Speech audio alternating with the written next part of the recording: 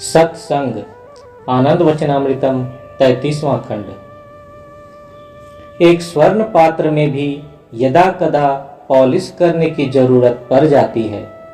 देखभाल के अभाव में इसमें जमे धूल कणों और गंदगी से इसकी चमक फीकी पड़ जाती है। इसी तरह एक अच्छे व्यष्टि या साधक को भी इस लगातार बदलती रहती दुनिया में उचित देखभाल की जरूरत पड़ती है। यह अवश्य ख्याल रखना चाहिए कि बदलाव अच्छे के लिए हो, परिवर्तन हमेशा उच्च मूल्यों के प्रति हो। अच्छी संगति रखना एकात्मक विकास के लिए अनिवार्य है। बुरी संगति आत्मा के बंधनों को मजबूत करती है, जबकि अच्छी संगति मुक्ति और मोक्ष में सहायक होती है।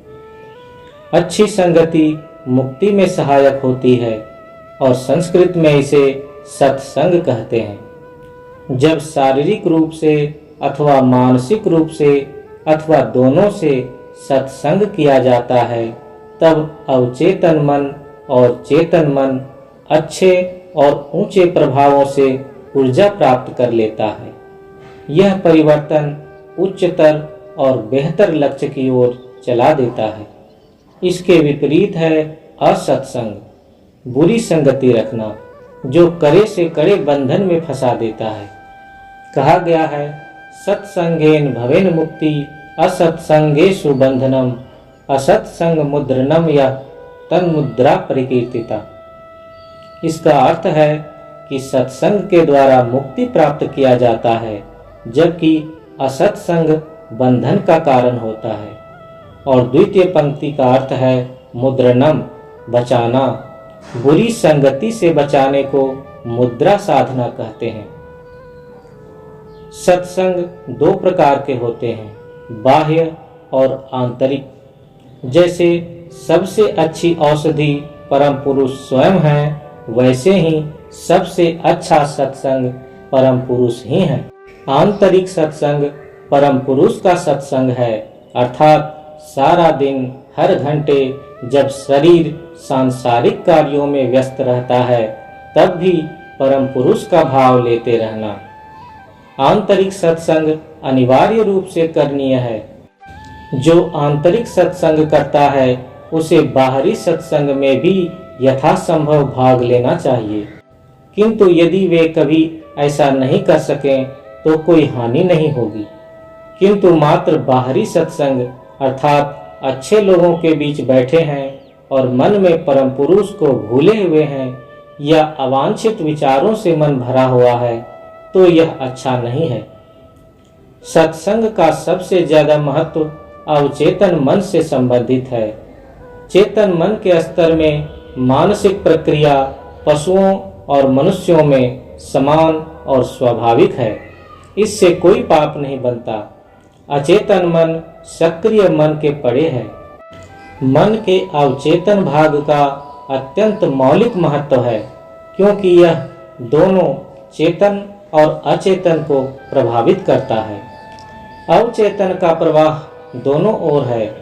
इसका निम्नमुखी प्रवाह तेज होता है, अर्थात चेतन मन की तरफ इसका प्रवाह तेज होता है, और ऊपर की ओर अर्थात अचेतन स्तर की ओर इसका प्रवाह धीमा होता है। अवचेतन मन में तीन प्रक्रियाएं चलती हैं, स्मरण, मनन और निदिध्यासन।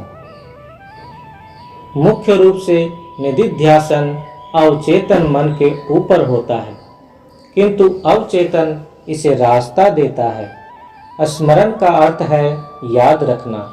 जो बात पहले सुनी गई है उसी को स्मृति में दोहराना। मनन का अर्थ है उन चीजों का स्मरण, पुनर्चिंतन जो अन्य इंद्रियों द्वारा पहले ग्रहित की गई हैं। यह चिंतनशीलता जो स्मरण और मनन के साथ संबद्ध है, चेतन मन को प्रभावित करता है और क्रिया के लिए सक्रिय करता है।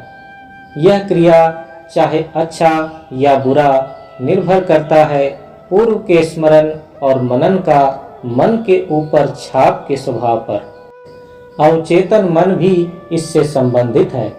अतः सत्संग में जहाँ कोई सुनता है, देखता है, सूंघता है इत्यादि जो पसंद के अनुकूल है, यह पसंदानुकूल इच्छा उसे उसी तरह के स्मरण, मनन और अच्छे कर्म की ओर प्रेरित करता है। असत्संग का इसके विपरीत परिणाम होता है।